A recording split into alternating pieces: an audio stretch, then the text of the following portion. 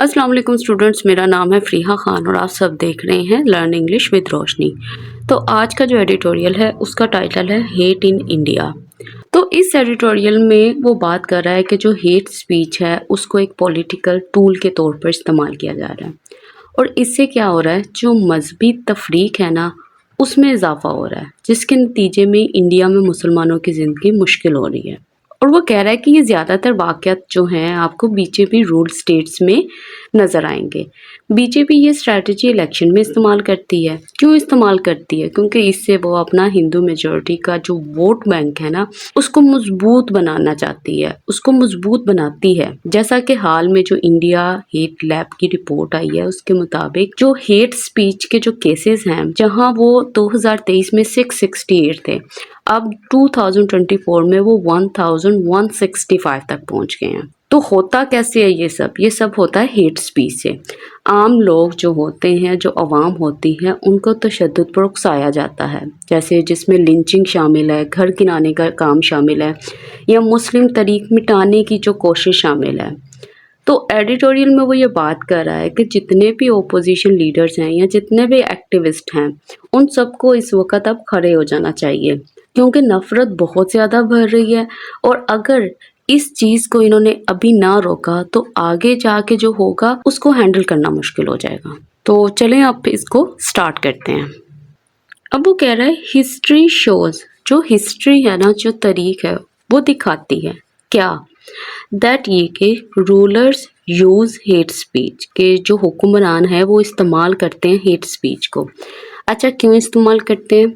तो वो कह रहा है टू प्रोवोक, उकसाने के लिए। किसको? हेट क्राइम्स को। और किसको? एंड अदरिंग, और अलग करना। अदरिंग क्या होता है ये मैं बताती हूँ। Among communities. तो अब इसको देखते हैं। वो ये बात कर रहा है जो हिस्ट्री है ना वो इस चीज़ को दिखाती है। क्या दिखाती है? कि जो लीडर्स हैं, जो रूलर्स हैं, वो हेटफुल लैंग्वेज का इस्तेमाल करते हैं ताकि वो प्रोवोक कर सकें, भड़का सकें वॉयलेंस को और पैदा कर सकें डिवीजन को कम्युनिटीज़ के दरमियान में। अच्छा, अब ये चीज़ देखो कि प्रोवोक क्या चीज़ होती है। देखो, प्रोवोक का मतलब होता है इंसाइट करना, इंस्टिगेट करना। इन सब का मतलब होता है उकसाना, भड़काना, गुस्सा दिलाना। अच्छा, उसके बाद इसने यूज़ किया अदरिंग। अदरिंग क्या होता है? देखो, इसका मतलब होता है अलग कर देना। ठीक है, किसी ग्रुप को साइड पे कर देना, उसको अलग कर देना। मतलब किसी चीज़ को लेकर वो जो ग्रुप्स हैं, कुछ लोग हैं, उनको वहां से अलग कर देना और उसको ये बताना कि तुम जो हो वो हमारे ग्रुप का पार्ट नहीं हो, तुम हमसे मुख्तलिफ हो, ये समझ लो। और ये जो हेट क्राइम्स होते हैं ये क्या होते हैं? इनका मतलब होता है, जिसको आप ये समझ लें, नफरत की वजह से कोई जुर्म करना। मतलब आपको किसी के मज़हब से इशू है तो आप उसकी बेस पर उसको वो वाला क्राइम कर रहे हो, उसको मार रहे हो। तो ये सारे हेट क्राइम्स होते हैं जो नफरत की बुनियाद पे हों। अब वो कह रहा है Indian prime minister Narendra Modi decade long rule, कहता उसकी जो हुकूमत है ना, कितनी हुकूमत है? कहता 10 साल की जो हुकूमत है ना, इज रिडल्ड विद, वो भरी हुई है किससे? डिवाइसिव रेटोरिक से, एक ऐसी बयानबाजी से जो डिवाइसिव है, जो तकरार डालने वाली है। अब सेमीकोलन का इस्तेमाल है, मतलब इसके बाद कोई इंडिपेंडेंट क्लॉज का इस्तेमाल होगा। कहता हिज बीजेपी, कहता इसकी जो ये पार्टी है ना, इस बैंड डाउन, वो तुली हुई है किस चीज़ पे? क्रिएटिंग, पैदा करने के लिए डिस्कॉर्ड को, झगड़े को। कहाँ? इन इंडियन सोसाइटी में। फिर कोमा, कहता मेकिंग, बनाते हुए, डेली लाइफ, रोज़मर्रा की ज़िंदगी। किसके लिए? For the countries minorities, country की जो मिनॉरिटीज़ हैं उनके लिए। फिर कोमा, कहता पर्टिकुलरली, खास तौर पर, द मुस्लिम्स। फिर कोमा, कहता इंक्रीजिंगली चैलेंजिंग। तो अब वो क्या बात कर रहा है? अब ये बात कर रहा है कि जो ये नरेंद्र मोदी हैं, जिन्होंने 10 साल तक रूल किया इंडिया को, वो क्या करते हैं? वो डिवाइसिव लैंग्वेज को इस्तेमाल करते हैं। मतलब उनकी जो बयानबाजी होती है उसमें क्या करते हैं? उसमें तकरार पैदा करते हैं ग्रुप्स के अंदर, कम्युनिटीज़ के अंदर, रिलीजन्स के अंदर। कहता उसकी जो बीजेपी पार्टी है ना, वो कॉन्फ्लिक्ट को फैलाती है सोसाइटी में और जो मिनॉरिटीज़ की ज़िंदगी हैं उनको और ज़्यादा दुश्वार कर देती है, ख़ास तौर पर मुस्लिम्स की। तो वो ये बात कर रहा है इन सेंटेंसेस में। अच्छा, अब ये चीज़ देखो, डिकेड क्या होता है? 10 साल, ठीक है। डिकेड मतलब 10 साल, रूल मतलब हुकूमत। ये जो यूज़ किया ना इसने रिडल्ड विथ, इसका मतलब क्या होता है? इसका मतलब होता है फिल्ड विथ समथिंग, मतलब ये जो चीज़ है ये इससे भरी हुई होती है।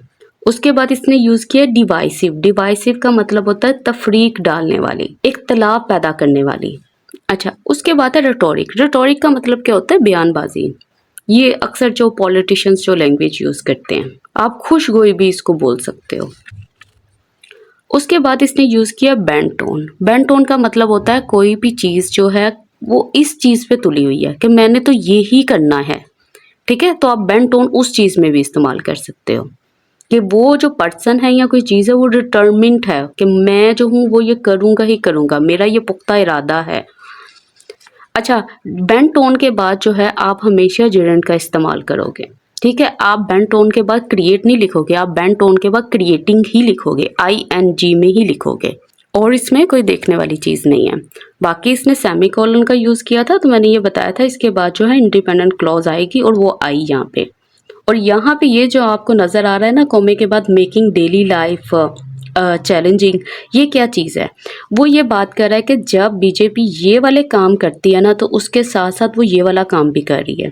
जहाँ वो ये तुली हुई है ना कि वो झगड़ा पैदा करेगी इंडियन सोसाइटी में, वहाँ साथ ही साथ वो जो मुस्लिम्स हैं उनकी ज़िंदगियाँ जो है वो ख़राब कर रही है, उनमें मुश्किलात पैदा कर रही है, वो चैलेंजिंग बना रही है उनको।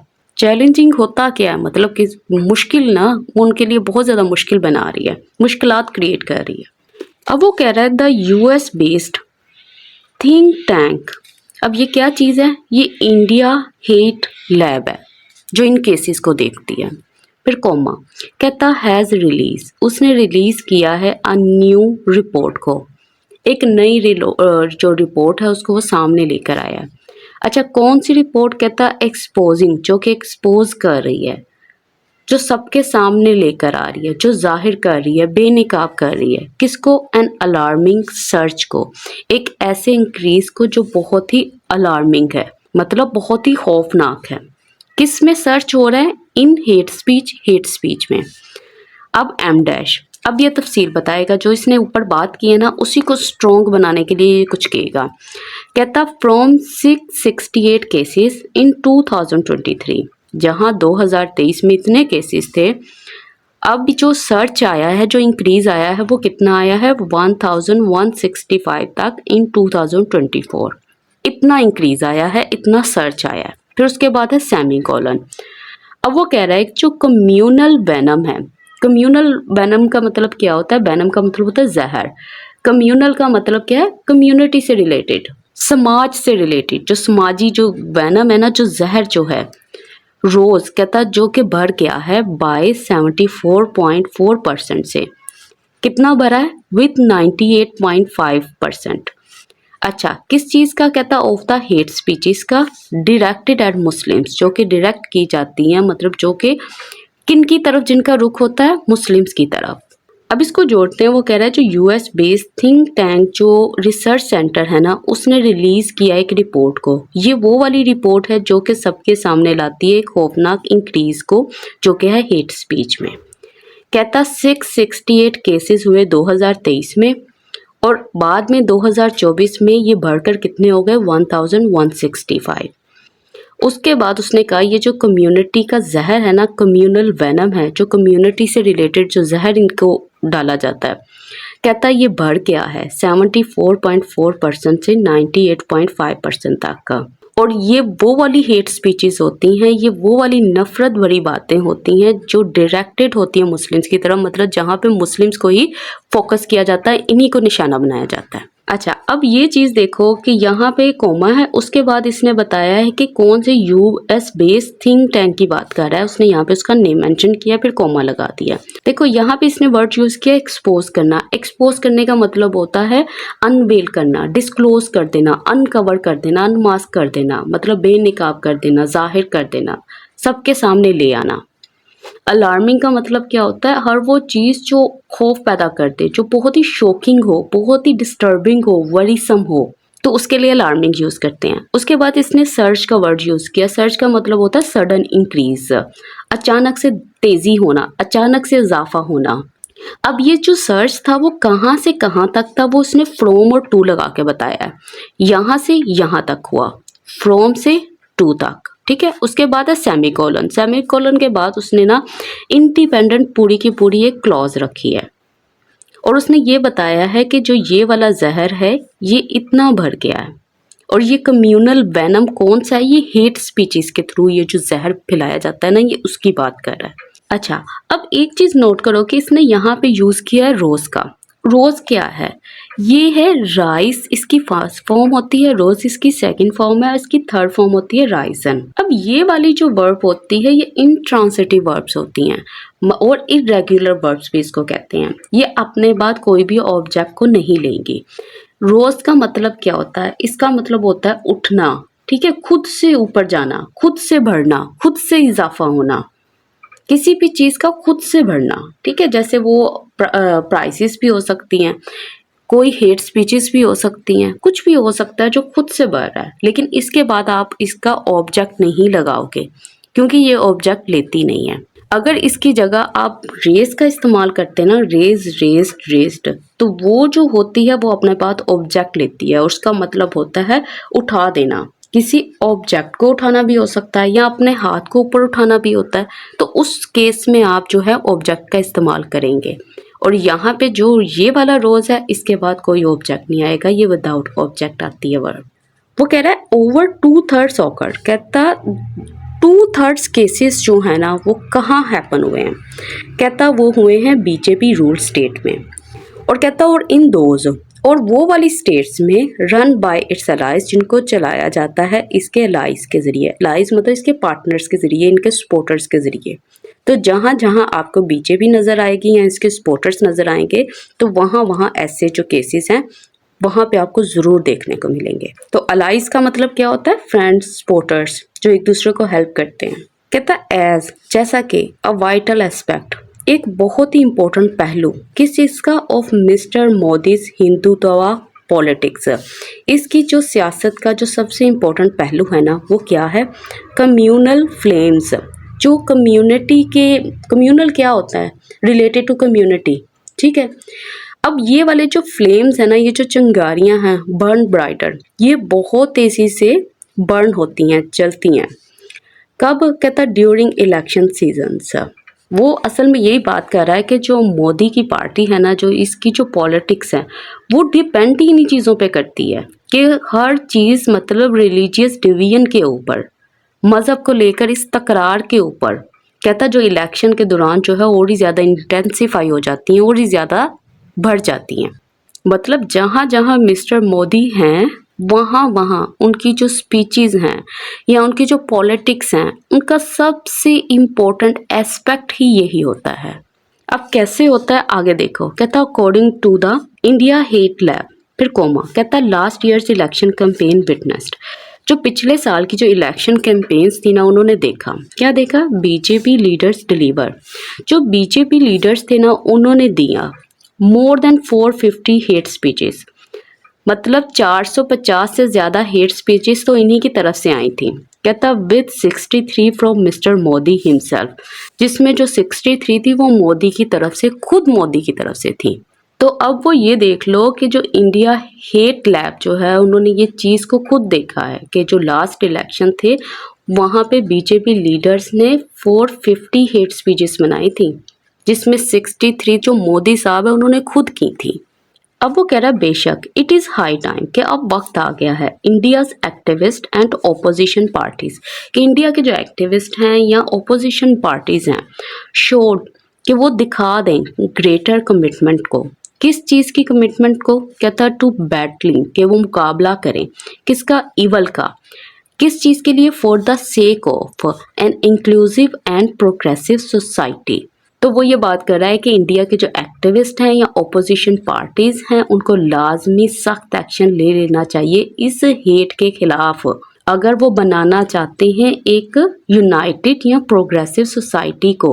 मतलब एक ऐसा मुआशरा जहाँ पे एकता हो, जो तरक्की करता हुआ हो, जो मजबूत भी हो और आगे बढ़ता हुआ भी हो। तो ये उस सोसाइटी की बात कर रहे हैं।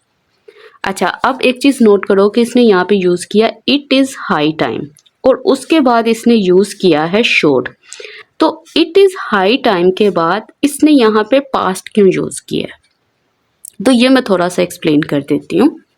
देखो, इट इज़ हाई टाइम या इट इज़ अबाउट टाइम, ये क्या चीज़ें होती हैं? ये असल में मूड होते हैं, ठीक है। जिस तरह से मैंने आपको पढ़ाया था ना सब्जंक्टिव मूड, ठीक है, ये उसी तरह से मूड होते हैं। वो ये बता रहा है कि जो ये वाला काम है ये हो जाना चाहिए, ठीक है। अब यहाँ पे दिखने में तो आपको V2 नज़र आ रही है, लेकिन ये V2 नहीं होती, ये मूड है। ये मूड को बता रहा है कि ये वाला काम जो है वो हो जाना चाहिए, तो इसलिए यहाँ पे इसने V2 का इस्तेमाल किया है। कह रहा है अनफॉर्चुनेटली, कहता बदकिस्मती से द स्टेट स्पॉन्सर्ड डाइट। अब ये जो चीज़ है ना, ये मैं बताती हूँ बाद में। कहता ऑफ हेट, नफरत की, सीम्स दिखाई देती है टू हैव गेन्ड ग्राउंड, ऐसा दिखाई देता है कि ये बहुत पावरफुल हो गई है अमंग इंडियंस, इंडियंस के दरमियान में। कहता है जैसा कि public and media outreach is rare, क्योंकि जो पब्लिक है और मीडिया उसका जो गुस्सा है वो कम है। तो वो ये बात कर रहा है कि बड़े अफसोस की बात है, बहुत दुख से ये कहना पड़ रहा है कि जो गवर्नमेंट बैक्ड हेट है ना, ये बहुत ज़्यादा एक्सेप्टेड हो गई है इंडिया में। क्यों? क्योंकि कहता कि ना तो पब्लिक की तरफ से कोई प्रोटेस्ट हो रहा है या कोई गुस्से का इजहार हो रहा है, ना ही मीडिया की तरफ से। तो ये जो स्टेट स्पॉन्सर्ड डाइट है, इसका मतलब यहाँ पे क्या है? इसका मतलब है कि ये वो आइडियाज़ हैं, ये वो एक्शंस हैं जिनको उनकी गवर्नमेंट खुद सपोर्ट करती है। और ये कौन से आइडियाज़ हैं या कौन सी चीज़ें हैं या कौन से एक्शंस हैं, ये सारी की सारे हेट से रिलेटेड हैं, नफ़रत से रिलेटेड हैं। तो ऐसा दिखाई देता है कि ये चीज़ हो चुकी है। यहाँ पे परफेक्ट इन्फिनेटिव का इसने स्ट्रक्चर यूज़ किया है, जिसका मतलब है ये काम हो चुका है। गेन ग्राउंड का मतलब क्या है? ये जो है वो पावरफुल हो चुकी है और बहुत सक्सेसफुल भी हो गई है। और आउटरीच का मतलब क्या होता है? इसका मतलब होता है मतलब शदीद गुस्सा, नाराज़गी। लेकिन ये जो चीज़ें हो रही हैं इन पे आपको इनका कोई रिएक्शन नज़र नहीं आ रहा, ना पब्लिक की तरफ से ना मीडिया की तरफ से। कहता फ्यू, देखो अब यहाँ पे इसने फ्यू का इस्तेमाल किया। तो मैंने लास्ट फ्यू एडिटोरियल्स में ना आपको ये एक्सप्लेन किया था कि जो फ्यू होता है ना, जब इसके साथ यहाँ पे ए नहीं लगा होता तो इसका मतलब है वो थोड़ा सा, ना के बराबर जो मौजूद है वो। तो यहाँ पे ना के बराबर जो थे हैव अंडरस्टूड, वो समझ चुके हैं किस चीज़ को, दैट ये कि फीडिंग हेट डिफ्लेक्ट्स अटेंशन, कि ये जो आप फीड कर रहे हो ना, ये सबको जो दे रहे हो नफरत, ये क्या चीज़ कर रही है? ये डिफ्लेक्ट कर रही है, ये डाइवर्ट कर रही है, ये हटा रही है किस चीज़ को? अटेंशन को, तवज्जो को। किस चीज़ से? फ्रॉम द बीजेपी फेलियर, जो बीजेपी की नाकामियाँ है ना, वो वहाँ से उनको हटा रही है।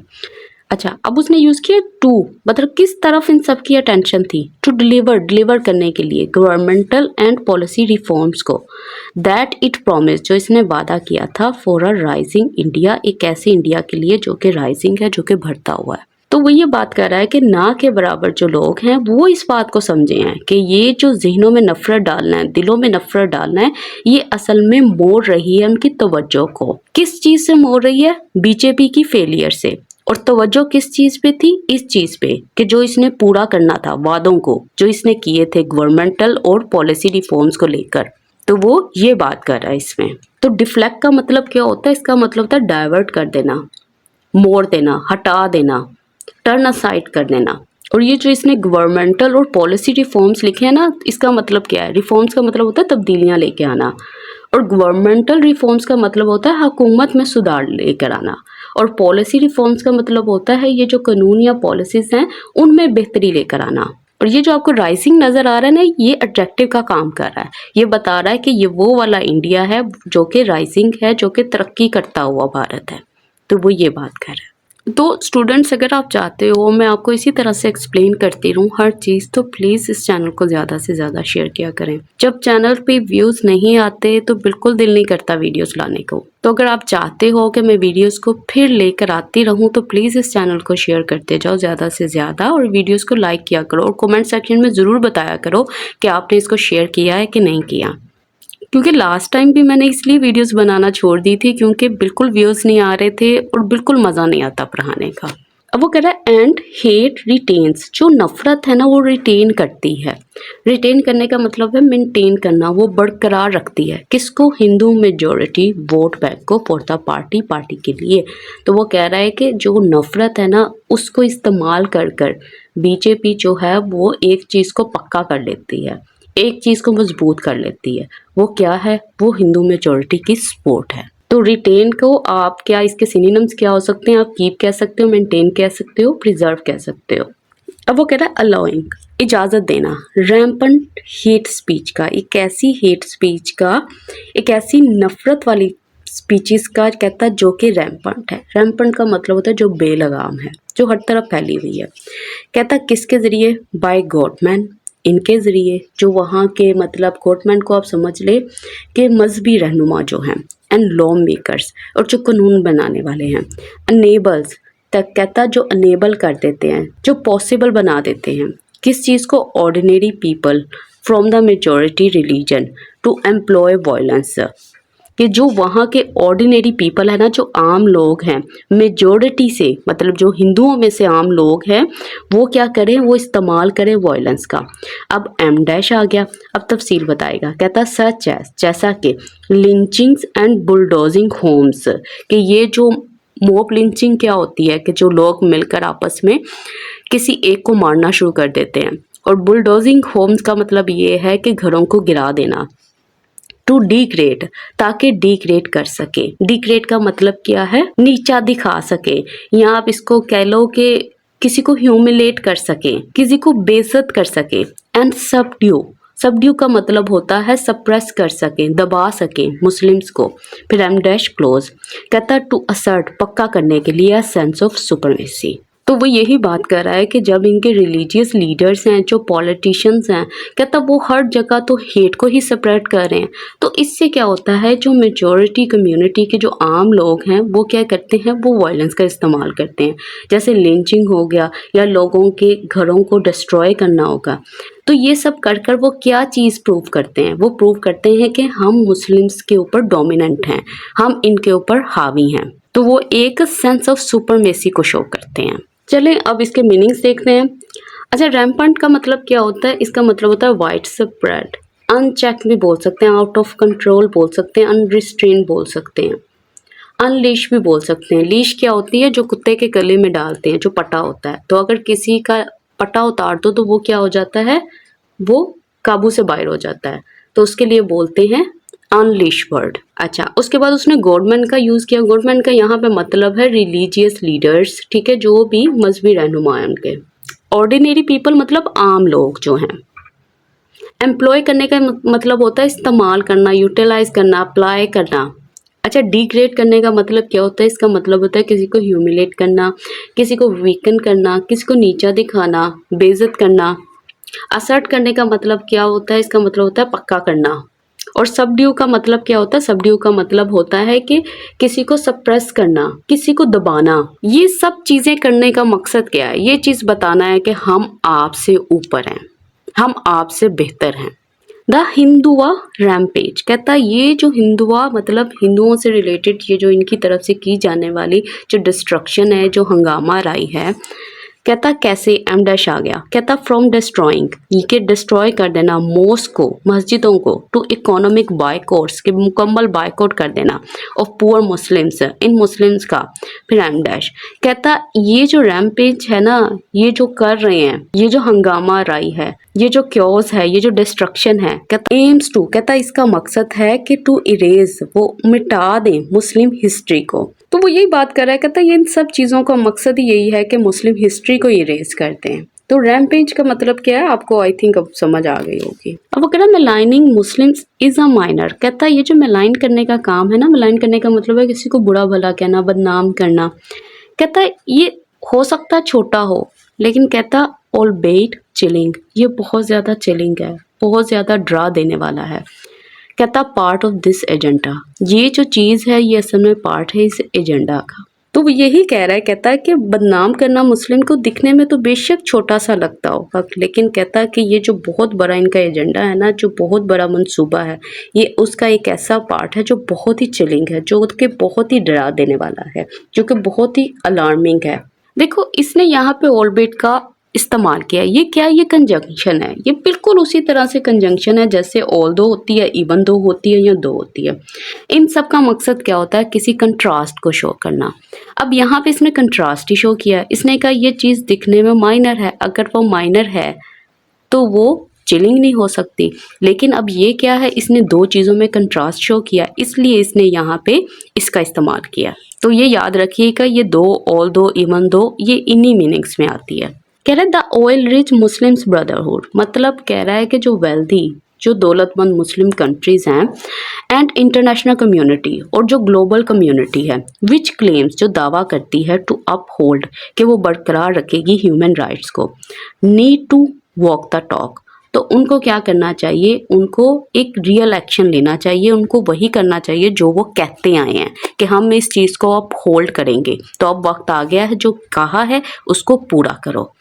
तो ये जो चीज़ है ना, टू वॉक द टॉक, इसका मतलब क्या होता है? ये जो वॉक द टॉक होता है ना, इसका मतलब होता है अपनी बात को अपने एक्शन से प्रूव करना, कि आपने ये जो बातें की हुई है ना, अब अपने एक्शन से इसको प्रूव करो, इसको साबित करो। और इसके साथ मिलता जुलता एक क्या होता है? तो इससे मिलता जुलता होता है talk the talk. Talk the talk का मतलब होता है बड़ी बड़ी बातें करना, असल और हकीकत में कुछ ना करना। अक्सर मुझे वैसे ऐसे कमेंट्स आते हैं जिसमें ये बातें की जाती हैं, जी आपने ये क्या किया, आपको तो ऐसा नहीं करना चाहिए था, आपने तो, हमें तो ये भी आता है, हमें तो वो भी आता है। तो ये चीज़ों में आप समझ लो कि टॉक द टॉक लगा लो, कि सिर्फ बड़ी बड़ी बातें करना और हकीकत में कुछ ना करना। तो आई होप कि आपको वीडियो अच्छी लगी होगी और काफ़ी अच्छी वोकैब भी आपको मिली होगी। इसमें मैंने स्ट्रक्चर्स का बताया आपको, इसमें मैंने आपको बताया है कि इट इज़ हाई टाइम क्या होता है, फ्यू ऑफ यू को थोड़ा टच किया है, ऑल बिट का डिस्कस किया है, वॉक द टॉक की बात की है, बहुत सारी वोकैब की है। तो आई होप कि आपको वीडियो अच्छी लगी होगी। तो अगर अच्छी लगे तो प्लीज़ इस वीडियो को लाइक कीजिएगा, चैनल को सब्सक्राइब कीजिएगा और ज़्यादा से ज़्यादा शेयर कीजिएगा। और कमेंट सेक्शन में अपना फीडबैक देना मत भूलिएगा। मैं आप सबके मैसेज रीड करती हूँ, स्पेशली मेरे वो स्टूडेंट जो स्पेशल दुआएं देते हैं कमेंट सेक्शन में। आप सबका बहुत बहुत शुक्रिया। अल्लाह हाफिज़।